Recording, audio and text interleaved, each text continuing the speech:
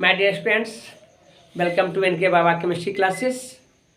हम इलेक्ट्रोकेमिस्ट्री पढ़ा रहे हैं और इलेक्ट्रोकेमिस्ट्री में हमने पिछले क्लास में हम बतलाए थे कंसंट्रेशन के बारे में, सांद्रता के बारे में, चालकता के बारे में बतलाए थे, विशिष्ट चालकता के बारे में, प्रतिरोधकता के बारे में, ये सब बतलाए थे।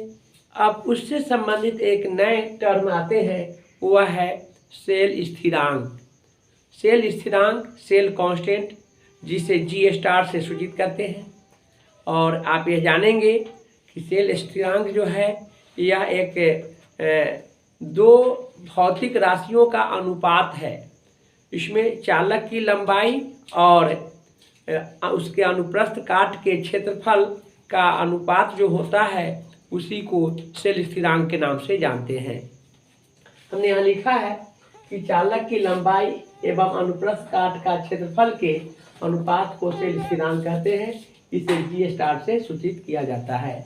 तो सेल स्थिरांक जो होते हैं, सेल स्थिरांक बराबर चालक की लंबाई बटा में अनुप्रस्थ काट का क्षेत्रफल। चालक की लंबाई को जी स्टार से सूचित करते हैं। चालक की लंबाई एल है और उसका अनुप्रस्थ काट का क्षेत्रफल ए है।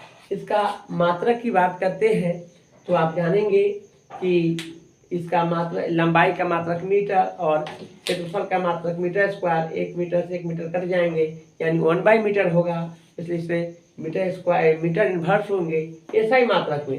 लेकिन सीजीएस की बात करते हैं तो सीजीएस में आपका 1/सेंटीमीटर होगा, अर्थात सेंटीमीटर इन्वर्स होगा।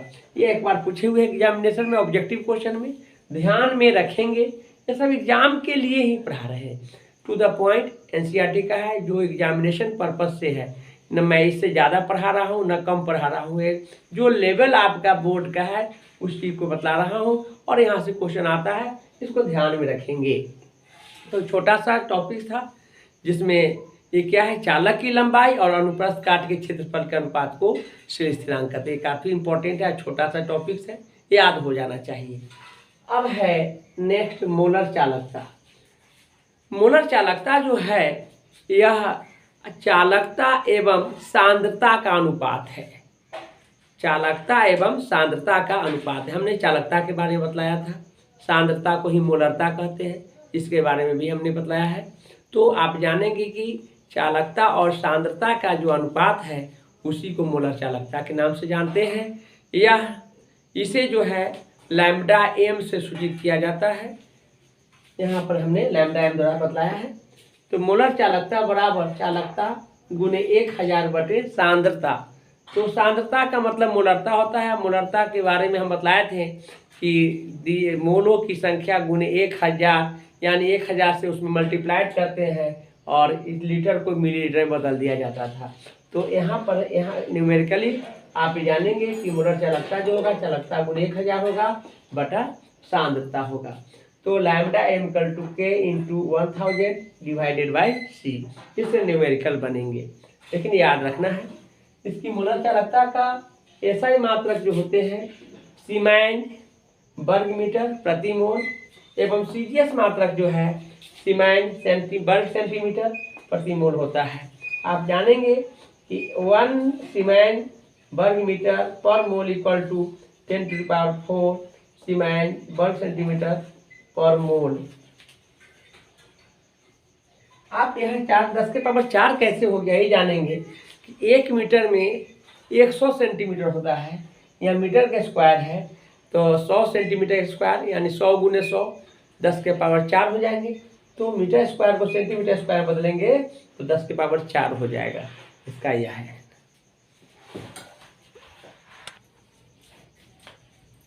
तो नेक्स्ट टॉपिक है सीमांत मोलर चालकता। तो सीमांत मोलर चालकता में होता क्या है कि मोलर चालकता के जब सांद्रता का मान 0 होने की स्थिति में होता है तो उस चालकता को सीमांत मोलर चालकता कहते हैं। हमने लिखा है कि विलयन में उपस्थित जब सांद्रता 0 की ओर पहुंचने लगती है, कहाँ, तो 0 की ओर, जब धीरे धीरे 0 की ओर जाने लगता है तो उसे मोलर चालकता को सीमांत मोलर चालकता कहते हैं। इसे लैम्ब्डा नॉट एम द्वारा सूचित किया जाता है। इसका मात्रक CGS मात्रक लेंगे, सीमेंस सेंटीमीटर स्क्वायर पर मोल होता है। अब है प्रबल वैद्युत अपघट्ट, स्ट्रॉन्ग इलेक्ट्रोलाइट। स्ट्रॉन्ग इलेक्ट्रोलाइट जो होते हैं वह सॉल्ट में होता है, जैसे सोडियम क्लोराइड हो गया, पोटेशियम क्लोराइड हो गया, सिल्वर नाइट्रेट हो गया। जब इस पर हम विद्युत धारा को जब प्रवाहित करते हैं विद्युत धारा के उपस्थिति में, तो यह धन आयन और ऋण आयन में अपघटित हो जाता है। तो उस तरह के जो इलेक्ट्रोलाइट है उसे प्रबल वैद्युत अपघट्ट के नाम से जानते हैं। यानी जब मोलर चालकता तनुता के साथ धीरे धीरे बढ़ता है, तनुता का मतलब विलयन का पतला करना। जैसे सोडियम क्लोराइड को पानी में जब डालते हैं तो वह घुल जाता है, सोडियम प्लस और क्लोराइड माइनस आयन में जब वियोजित हो जाता है तो उसमें यदि और डाइल्यूटेट कर दे और पानी डाल दे तो वह क्या धीरे धीरे वह पतला हो जाएगा, उसी को तनु कहते हैं। तो तनुता के साथ धीरे धीरे क्या होता है, बढ़ता है, तो उसे प्रबल वैद्युत अपघट्ट कहते हैं। इसे हम एक समीकरण के द्वारा रिप्रेजेंट करेंगे, lambda m equal to lambda m naught minus AC के पावर 1/2 या रूट अंडर C भी लिख सकते हैं। रूट हटाने के बाद इसका पावर क्या हो जाएंगे, हाफ हो जाते हैं। यहाँ लैम्डा m सीमांत लैम्डा m मोलर चालकता है, लैम्डा m नॉट सीमांत मोलर चालकता है। यह विद्युत अपघट्ट स्थिरांक है जो NaCl पर होगा प्लस और माइनस, जो कैथोड और एनोड पर जो इलेक्ट्रोड पर जो पॉजिटिव और नेगेटिव आयन होता है उस स्थिरांक को हम क्या कहते हैं, सेल स्थिरांक के नाम से जानते हैं। तो यहाँ पर इलेक्ट्रोलिटिक स्थिरांक है यह, A और C सांद्रता होता है जो धीरे धीरे धीरे धीरे क्या होता है, शून्य के निकट पहुंचने लगता है।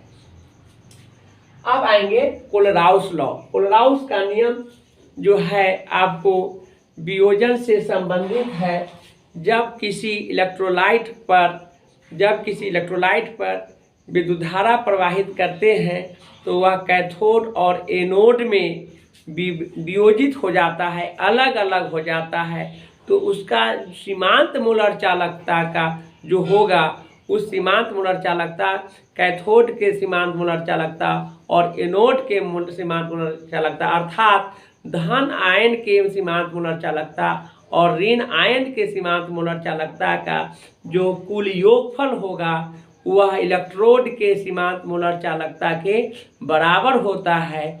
इसके बारे में कोलराउस नामक वैज्ञानिक ने बताया था, इसलिए इसे कोलराउस का नियम जानते हैं कि नाम से जानते हैं। ऐसे तो अभी तक एग्जामिनेशन में नहीं आया है, लेकिन इस बार सेंट्रल एग्जामिनेशन में एक ऑब्जेक्टिव क्वेश्चन जो NaCl ही हमने एग्जाम्पल लिया है यह दिया था। तो अब यह जो एग्जामिनर जो होते हैं या क्वेश्चन सेटर जो है उसका ध्यान इंगित कर रहा है कि वह अब कोलराउस के नियम से भी क्वेश्चन पूछ सकता है। एग्जाम्पल में क्वेश्चन देने का यही अभिप्राय है।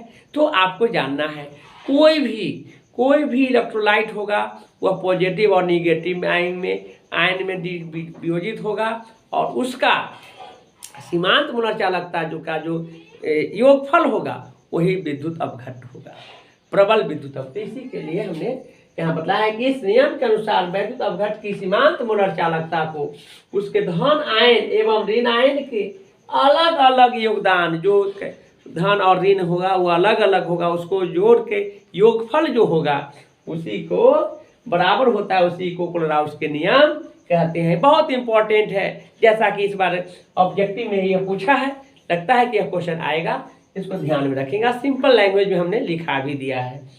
नेक्स्ट है दुर्बल वैद्युत अपघट्ट।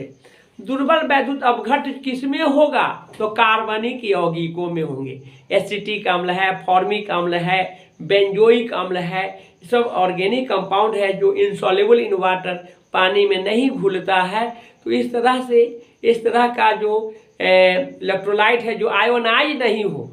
एसिटिक अम्ल तो पानी में घुल जाता है, बेंजोइक अम्ल भी घुलता है, और फॉर्मिक अम्ल इसलिए कि उसमें हाइड्रोजन बॉन्ड है, अल्कोहल में भी हाइड्रोजन बॉन्ड है जो पानी में घुला देता है, लेकिन यह आयोनाइज्ड नहीं होता है, पॉजिटिव और निगेटिव आयन नहीं होता है, जिसके कारण करंट कंडक्ट नहीं करता है। इसलिए वीक के इलेक्ट्रोलाइट या नॉन कंडक्टर भी कह सकते हैं। तो जब उच्च सांद्रता पर अल्प वियोजन होता है, अलग मतलब कम टूटने का चांस होता है, या डिसोसिएट बहुत कम होता है ना, तो उसे दुर्बल वैद्युत अपघट्ट कहते हैं। ऐसे वैद्युत अपघट्टियों के मोलर चालकता में तनुता के साथ परिवर्तन वियोजन मात्रा में वृद्धि के कारण होता है, और ये जैसे जैसे इसकी वृद्धि होगा उसके कारण यह होता है। और इसका एग्जाम्पल हमने लिया है एसिटिक अम्ल, जिसका सूत्र है CH3COOH। यह डिजॉल्व होता है, घुलता है, लेकिन आयोनाइज नहीं होता है। तो आज हम यह छोटा सा चैप्टर टॉपिक्स के साथ हम इसको समाप्त करते हैं। नेक्स्ट टॉपिक्स में हम विद्युत अपघटन के जो नियम है, जो फैराडे द्वारा दिया गया है, जिसका 2 नियम है, प्रथम और द्वितीय, ये सारे चीज़ों को, और क्या कहते हैं सेल के बारे में, प्राइमरी और सेकेंडरी सेल, जो एग्जामिनेशन में बहुत बहुत इम्पोर्टेंट है, उसको हम नेक्स्ट क्लास में बहुत अच्छे ढंग से पढ़ाएंगे और उसे आप लोग ध्यान रखेंगे। और यह काफ़ी इम्पोर्टेंट है, इसको याद करेंगे, कॉपी पर लिख करके याद करेंगे, ताकि एग्जामिनेशन में आपको सफलता अच्छा से अच्छे ढंग से सफल होंगे और उसमें आपको याद होगा। ऐसे मोबाइल पर देखेंगे भूल जाएंगे। इसको आप लोग कॉपी पर नोट करके पढ़िए। हम आप लोगों के लिए मेहनत कर रहे हैं। यह जो नए नए टॉपिक्स के साथ या NCERT का टू द पॉइंट लिखते हैं, आपकी सफलता के लिए, और आप इसका आप पढ़ें, और समय कम है एग्जामिनेशन का, बार बार पढ़िए और इसको याद कीजिए, और इसके साथ जो है आप लोग का अच्छा रिजल्ट आएगा। मैं आप लोगों के हमेशा साथ रहूँगा। इसके लिए तनको सानी कुछ नहीं सोचना है। फिर मैं आपको कल मिलूँगा।